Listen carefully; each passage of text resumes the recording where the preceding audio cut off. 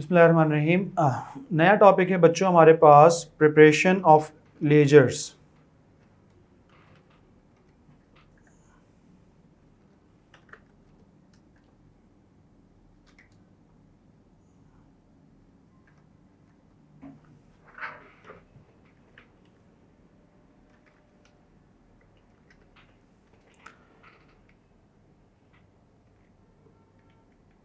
देखो बच्चों, इससे पहले हमने बात की थी अबाउट जर्नल जिसमें हमने जर्नल एंट्रीज़ बनाना सीखी थी। और मैंने आपको वहाँ पे एक बात बताई थी कि बिज़नेस में जब भी कोई ट्रांजैक्शन इनिशिएट होती है तो शुरू में वो जिस डॉक्यूमेंट में रिकॉर्ड होती है उसे हम कहते हैं जर्नल। तो आपकी ट्रांजैक्शंस इनिशियली रिकॉर्ड होती हैं जर्नल में। और सर फिर हमने एक बात और की थी बिल्कुल डे वन पे, ऑब्जेक्टिव्स ऑफ फाइनेंशियल अकाउंटिंग की, जब हम बात कर रहे थे कि फाइनेंशियल अकाउंटिंग का ऑब्जेक्टिव क्या होता है। फाइनेंशियल अकाउंटिंग का ऑब्जेक्टिव ये होता है कि जो हमारे यूज़र्स हैं उनको ऐसी इंफॉर्मेशन प्रोवाइड की जाए जिसकी बेसिस पे वो अपना डिसीजन ले सकें। और उस इंफॉर्मेशन प्रोवाइड करने के लिए जो हम टूल यूज़ करते हैं, जो हम रिपोर्ट यूज़ करते हैं, उसे हम कहते हैं फाइनेंशियल स्टेटमेंट। सर जिस तरह आपकी फाइनेंशियल अकाउंटिंग की इनिशिएशन जर्नल से होती है, तो फाइनेंशियल अकाउंटिंग का जो ऑब्जेक्टिव है फाइनेंशियल स्टेटमेंट बनाना, तो फाइनेंशियल स्टेटमेंट्स का भी पहला स्टेप आपके पास जर्नल ही है। जैसे ही आपके पास कोई ट्रांजैक्शन इनिशियली जर्नल में पोस्ट होती है तो वही ट्रांजैक्शन जाके पार्ट बनती है आपके पास फाइनेंशियल स्टेटमेंट का, after passing from different stages या डिफरेंट स्टेप्स। ये स्टेप्स आपके पास कौन कौन से होते हैं हम देखें तो सबसे पहले आप कोई भी ट्रांजैक्शन को पोस्ट करते हैं अपनी बुक्स में जर्नल में। जर्नल में से आपके पास बैलेंसेस उठा के मूव हो जाते हैं जिस जगह, उसे हम कहते हैं सब्सिडरी लेजर्स। और जब हम स्पेशल जर्नल्स और जर्नल लेजर्स की बात कर रहे थे वहाँ हमने ये बात पढ़ी थी कि लेजर्स क्या होते हैं। बेसिकली लेजर्स हम कहते हैं खाते, अकाउंट्स को, टी अकाउंट्स को हम कहते हैं लेजर्स। सर सब्सिडरी लेजर्स क्या होते हैं मेरे पास? मेरे बिजनेस के बहुत सारे कस्टमर्स हैं, बहुत सारे सप्लायर्स हैं। तो हर कस्टमर, हर सप्लायर का जो मैं इंडिविजुअल अकाउंट मेंटेन करता हूँ, इंडिविजुअल बैलेंस मेंटेन करता हूँ, जिस जगह वो मेंटेन करता हूँ, जिस टी अकाउंट में मैं मेंटेन करता हूँ, उसे मैं कहता हूँ सब्सिडरी लेजर्स। लेट सपोज मैं आपसे कहता हूं कि पूरे महीने में मेरे एक कस्टमर हैं मिस्टर असलम, उनसे मैं 50 ट्रांजैक्शंस करता हूं, यानी कि मैं उनको 50 दफ़ा सामान बेचता हूं, उनकी मैं 50 इनवॉइसेस इशू करता हूं। तो अब अगर कोई मुझसे पूछे कि असलम साहब को आपने पूरे महीने में कितने रुपए का सामान बेचा, तो शायद मेरे बिजनेस की पूरे महीने की जो सेल्स की ट्रांजैक्शन होंगी वो 500 होंगी, जिसमें से 50 असलम साहब की होंगी। तो मैं क्या 500 ट्रांजैक्शंस को एक एक को पकड़ूंगा, चेक करूंगा और उसमें से असलम साहब की 50 ट्रांजैक्शंस को अलग करूंगा? सर ये एक बहुत लंबी एक्सरसाइज हो जाएगी। तो होगा क्या कि मैं असलम साहब की जितनी ट्रांजैक्शंस हुई उनको जर्नल से उठा के एक अलग जगह ट्रांसफ़र करूंगा जिसे मैं कहता हूं सब्सिडरी लेजर। और वहाँ मैं असलम साहब का पूरा डेटा मेंटेन करूंगा कि फ़लाँ तारीख को मैंने असलम साहब को इतना सामान बेचा, फ़लाँ को इतना बेचा, फ़लाँ तारीख को इतना बेचा। तो जब भी मुझसे कोई पूछे किसी पॉइंट ऑफ टाइम से कि असलम साहब से कितने पैसे लेने हैं, मैं ठक असलम साहब का जो सब्सिडरी लेजर खोलूंगा, मुझे पता चल जाएगा मैंने असलम साहब से कितने पैसे लेने हैं। इसी तरह मेरे पास एक कस्टमर है एक सप्लायर है जिससे मैं सामान खुद परचेज करता हूँ। मैं उससे महीने में 50 दफ़ा सामान खरीदता हूँ, तो 50 दफ़ा मैं उसकी एंट्री रिकॉर्ड करता हूँगा।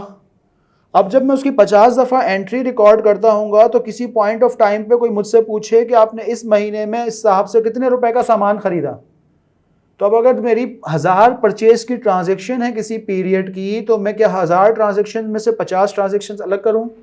सर एक लंबी एक्टिक एक्सरसाइज हो जाएगी। तो मैं क्या करता हूँ कि जैसे जैसे मैं उन साहब से सामान खरीदता हूँ, एंट्री रिकॉर्ड करता हूँ और उस बैलेंस को उठा के मूव कर देता हूँ सब्सिडरी लेजर्स में।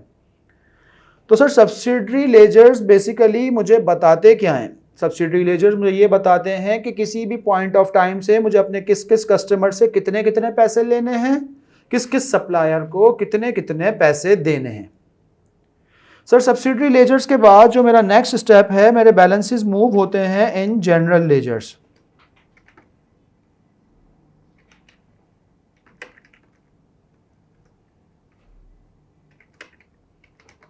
सर ये जनरल लेजर्स क्या बताते हैं? सर सब्सिडरी लेजर्स मुझे बताते हैं कि किसी पॉइंट ऑफ टाइम पे मेरी कंपनी का किसी भी इंडिविजुअल कस्टमर या इंडिविजुअल सप्लायर के ऊपर क्या बैलेंस है, क्या लेना है, क्या देना है।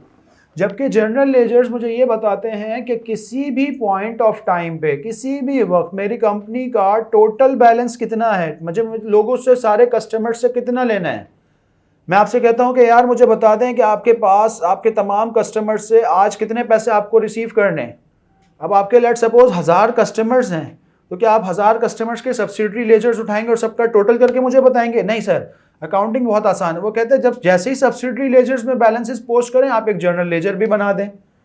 जनरल लेजर क्या बताता है? किसी भी पॉइंट ऑफ टाइम पे कि आपके बिजनेस का टोटल रिसीवेबल बैलेंस कितना है, आपको लोगों से कितना पैसा लेना है, टोटल पेएबल बैलेंस कितना है, आपको लोगों को कितना पैसा देना है। तो सब्सिडरी लेजर्स बेसिकली आपके पास सब्सिडरीज होती हैं, individual customers, individual suppliers balances बताते हैं, जबकि general ledgers as a whole पूरी कंपनी के बैलेंसेस बताते हैं। सर फिर होता यह है कि हमारे पास बहुत सारे लेजर्स बन जाते हैं, बहुत सारे हमारे पास इनिशियली जर्नल एंट्रीज बनती हैं, बहुत लाखों की तादाद में जर्नल एंट्रीज बनती हैं। उन लाखों की तादाद को जब हम सब्सिडरी लेजर्स में बनाते हैं तो शायद वो कुछ हज़ारों में बनती होंगी। कुछ हज़ारों की तादाद को जब हम जनरल लेजर में कन्वर्ट करते हैं तो वो कुछ हज़ार बनते होंगे। तो सर अब आपसे पूछा जाए किसी भी पॉइंट ऑफ टाइम पे कि आपकी कंपनी के टोटल बैलेंसेस कितने हैं, तो सर ये जब आप जनरल लेजर बना लेते हैं तो जनरल लेजर्स के बाद आपके पास अगली जो जगह कहलाती है, अगली चीज़ आपके पास कहलाती है ट्रायल बैलेंस। सर ये ट्रायल बैलेंस क्या है?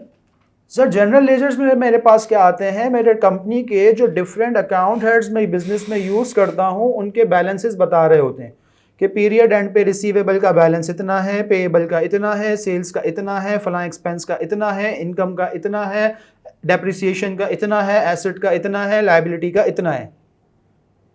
ठीक है सर, ये मेरे पास जो क्लोजिंग बैलेंसेस बता रहे होते हैं, मेरे पास हज़ारों किस्म के, सैकड़ों किस्म के जनरल लेजर्स होते होंगे। तो मैं क्या सैकड़ों जनरल लेजर्स को उठाऊं, फिर चेक करूं, उनको टोटल करूं? नहीं सर। होता यह है कि जब आपके पास जनरल लेजर्स बन जाता है तो जो उन जनरल लेजर्स के क्लोजिंग बैलेंस हैं उनकी मदद से आप एक कॉम्प्रिहेंसिव समरी बना लेते हैं।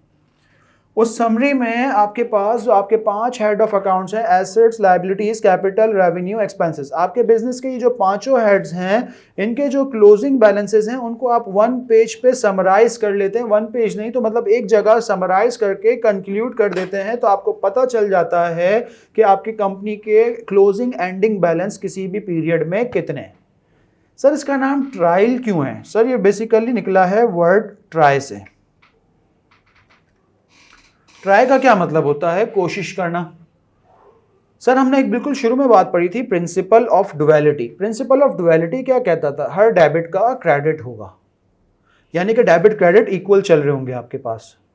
तब जब जनरल से बात शुरू हुई थी, जनरल में जब डेबिट क्रेडिट बराबर जब तक नहीं होगा आपकी ट्रांजेक्शन कंप्लीट नहीं होगी। जब वो बैलेंसेस जनरल से उठ के सब्सिडरी लेजर्स में मूव करेंगे तब भी आपके पास डेबिट क्रेडिट बराबर उठ के आगे मूव करेंगे। फिर जनरल लेजर्स में मूव करेंगे तो वो भी आपके पास बराबर मूव करेंगे। फिर उसकी मदद से आप बनाते हैं ट्रायल बैलेंस। वर्ड ट्रायल ये निकला है ट्राई से, बताता ये है कि आप अपने पास अपनी जितने भी अकाउंट हेड्स हैं उनके क्लोजिंग बैलेंसेस को उठाएं और ट्राई करके अपनी डेबिट क्रेडिट साइड को बराबर करने की कोशिश करें, जो कि इनिशियली नॉर्मली फर्स्ट अटैम्प्ट में नहीं होती। तो इसीलिए इसका नाम है ट्राई। ट्रायल एंड एरर करते जाएं, चेक करें, गलती होगी, फिर दूसरी बार गलती होगी, तीसरी बार गलती होगी, चौथी, पांचवी बार अल्टीमेटली आपके पास आपकी डेबिट और क्रेडिट साइड बैलेंस हो जाएगी, बराबर हो जाएगी। सर अगर बराबर ना हो तो क्या होगा? फिर उसका भी हल है, वो आप आगे जाके पढ़ेंगे। लेकिन अल्टीमेटली इसका नाम ट्रायल बैलेंस क्यों है? क्योंकि आपके पास ये कहता है कि क्योंकि आपके पास ये बैलेंसेस जो आ रहे हैं ये सारे जनरल से मूव होते आ रहे हैं, और जनरल का रूल ये था कि डेबिट क्रेडिट बराबर होगा, तो ट्रायल बैलेंस तक पहुंचते पहुंचते आपके डेबिट क्रेडिट्स बराबर होने चाहिए। और सर वंस आपका ट्रायल बैलेंस कंप्लीट हो जाता है फिर नेक्स्ट आपका स्टेज होता है फाइनेंशियल स्टेटमेंट्स बनाना। सर अगर आपने ट्रायल बैलेंस बना लिया तो फाइनेंशियल स्टेटमेंट बनाना कोई मुश्किल काम नहीं है, कोई मुश्किल एक्सरसाइज नहीं है। फाइनेंशियल स्टेटमेंट्स जस्ट एक फॉर्मेट है, उस फॉर्मेट में हमें ट्रायल बैलेंस से फिगर्स उठा के पंच करनी है, पोस्ट करनी है, फाइनेंशियल स्टेटमेंट्स हमारे खुद ब खुद तैयार हो जाते हैं। तो बच्चों ये हमारे पास है हमारी पूरी अकाउंटिंग साइकिल या बिजनेस साइकिल कहलाता है कि किस तरह से आपकी अकाउंटिंग स्टार्ट होती है और देन वो मूव करते करते आपके पास फाइनेंशियल स्टेटमेंट तक पहुंचती है। यानी कि आपकी ट्रांजैक्शंस जो जर्नल से इनिशिएट होती है वो किस किस जगह पे सफ़र करते करते कहाँ कहाँ से होते हुए आपके पास आपकी फाइनेंशियल स्टेटमेंट का पार्ट बनती है। अब इसमें हमारे पास जो जर्नल है वो हम पढ़ चुके हैं। अब हमें लेजर्स बनाने हैं, लेजर्स बनाना सीखने हैं। तो हम एक काम ये करेंगे कि हम एक कॉम्प्रिहेंसिव एग्जाम्पल लेंगे कि जिसके हम पहले जर्नल बनाएंगे, फिर उसी की मदद से हम उसके लेजर्स बनाने की कोशिश करेंगे, लेजर्स बनाना सीखेंगे। और फिर जब हम उसके लेजर्स बना लेंगे तो फिर हम उसका देन ट्रायल बैलेंस बनाना सीखेंगे। तो इस एग्जाम्पल को हम स्टार्ट करते हैं। इस एग्जाम्पल को स्टार्ट करने से पहले हम थोड़ी देर दोबारा से एक बार रिकॉल कर लें कि हमने समझा क्या। हमने समझा ये है कि आपके पास कोई भी ट्रांजैक्शन इनिशियली जर्नल से स्टार्ट होती है और वो मूव करते करते फाइनेंशियल स्टेटमेंट तक जैसे पहुंचती है, उसके ये डिफरेंट फेजेस हैं, डिफरेंट स्टेप्स हैं, डिफरेंट स्टेजेस हैं। हमारे पास ये क्वेश्चन एग्जांपल गिवन है, क्वेश्चन नंबर 2 आपकी स्क्रीन पे आपको नजर आ रहा होगा। हम क्या करेंगे, इनिशियली पहले इसकी जर्नल एंट्रीज बनाना स्टार्ट करते हैं। आपसे क्या कह रहे हैं, prepare the double entries for the following transactions. ये आपके पास कुछ ट्रांजैक्शंस गिवन है, कह रहे हैं कि इससे आप हमें डबल एंट्रीज बना के बता दें।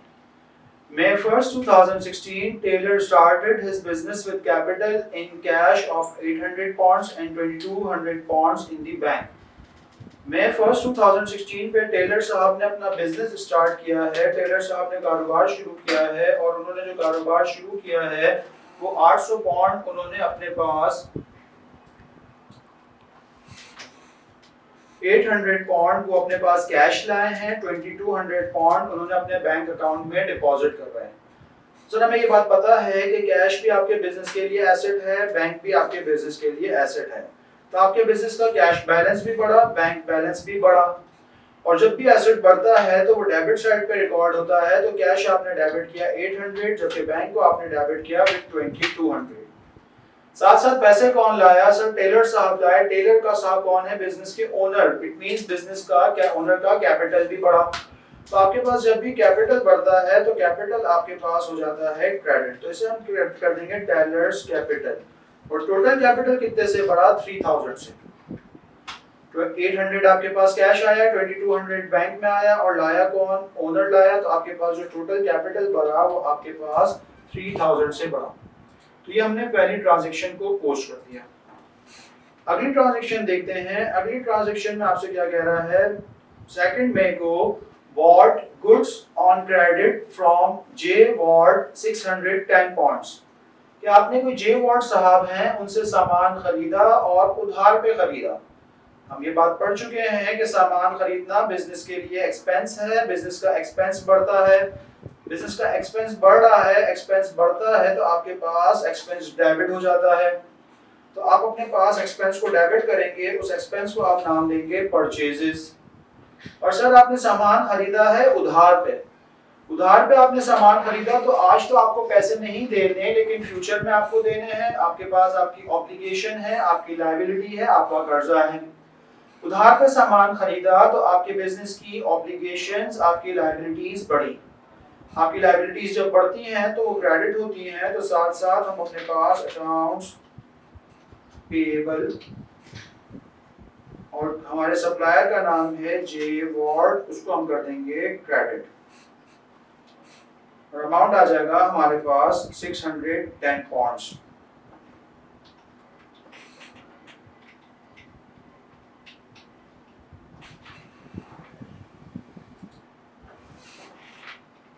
इसके बाद नेक्स्ट ट्रांजैक्शन अगर हम देखें तो नेक्स्ट ट्रांजैक्शन आपके पास 4 मई को कह रहा है sold goods on credit to J Sharp 340।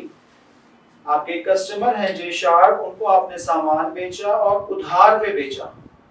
सामान बेचा, उधार पे बेचना, सामान बेचना आपके बिजनेस का रेवेन्यू, सेल ऑफ गुड आपके बिजनेस की इनकम बढ़ती है तो क्रेडिट हो जाती है। साथ साथ उधार पे बेचा है, पैसे तो नहीं मिले but right to receive create हो गया, जिसे हम कहते हैं अकाउंट्स रिसीवेबल। और आपका एसेट, आपका रिसीवेबल बैलेंस बढ़ा, रिसीवेबल बढ़ता है तो आपके पास डेबिट हो जाएगा, एसेट बढ़ते हैं तो आपके पास डेबिट हो जाते हैं। तो हम एंट्री रिकॉर्ड करेंगे accounts receivable J Sharp debit sales credit. Amount था हमारे पास 340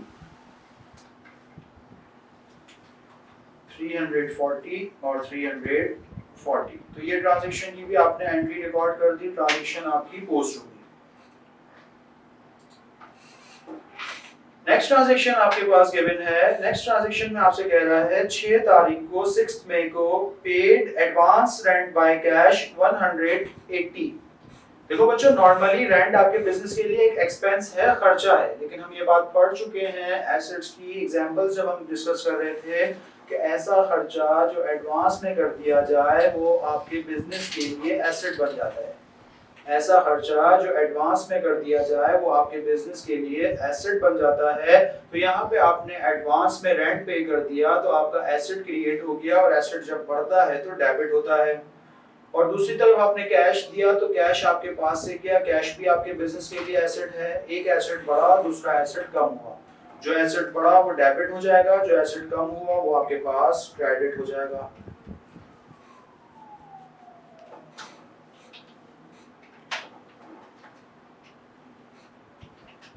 prepaid rent debit, cash credit 180।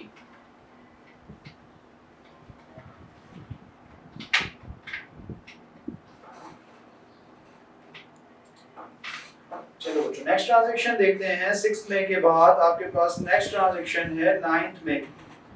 J Sharp paid us his account by cheque 240 pounds. 4 मई को जो हमने जे शार्प को 340 पाउंड्स का उधार पे सामान बेचा था, 9 मई को जे शार्प ने उसमें से 240 हमें चेक की सूरत में दे दी। हमें चेक दिया, चेक हमने रिसीव करके बैंक में डिपॉजिट करवाया होगा, रिजल्टेंटली हमारा बैंक बैलेंस बढ़ गया होगा। बैंक बढ़ता है, बैंक आपका एसेट है, एसेट बढ़ता है तो डेबिट। और फिर पैसे कहां से आए? कस्टमर से आए। कस्टमर कौन था? जिससे आपको पैसे लेना थे, आपका रिसीवेबल बैलेंस था। अब जब उसने पैसे दे दिए तो उसका बैलेंस हो गया कम, रिसीवेबल हो गया कम। रिसीवेबल आपके बिजनेस के लिए एसेट, एसेट कम होता है तो क्रेडिट हो जाता है। तो हमारे पास 9 मई को एंट्री रिकॉर्ड हो जाएगी, आपका बैंक अकाउंट हो जाएगा डेबिट,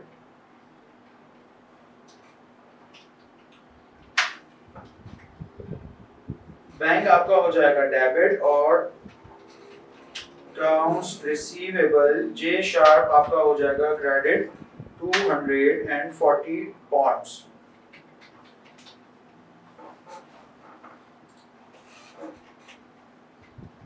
9 मई के बाद नेक्स्ट ट्रांजैक्शन है आपके पास 12 मई को we paid to J Ward 400 by check.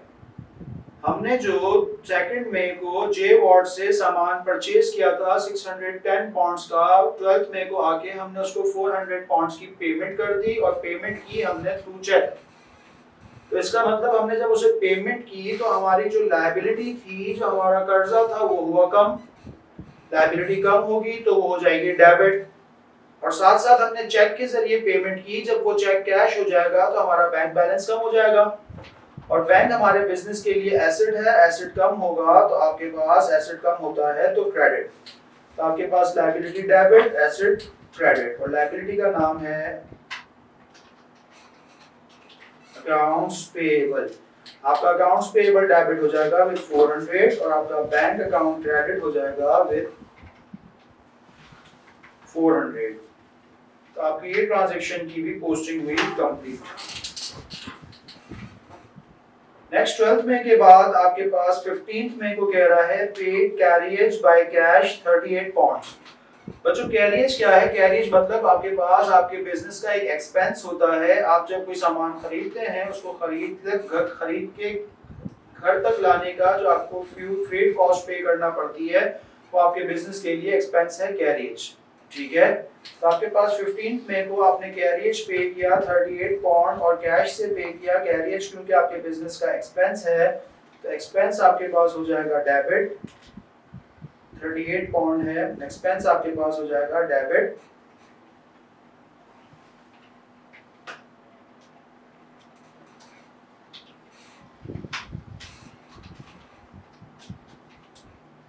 Carriage expense आपके पास हो जाएगा डेबिट, और कैश से पे किया तो कैश आपके पास हो जाएगा क्रेडिट, और अमाउंट आपके पास आएगा 38 पाउंड्स।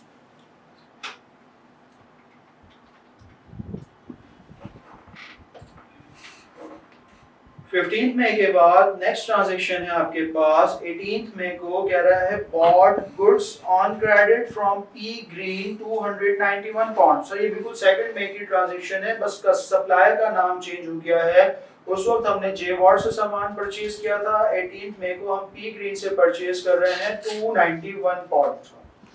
तो 18th मई को हम एक दोबारा परचेज की ट्रांजैक्शन रिकॉर्ड कर लेंगे। मैं इसी ट्रांजैक्शन को अगर कॉपी करके आपके पास लिख दूं, 18th मई को आपके पास परचेज की एक और ट्रांजैक्शन आ जाएगी। 18th में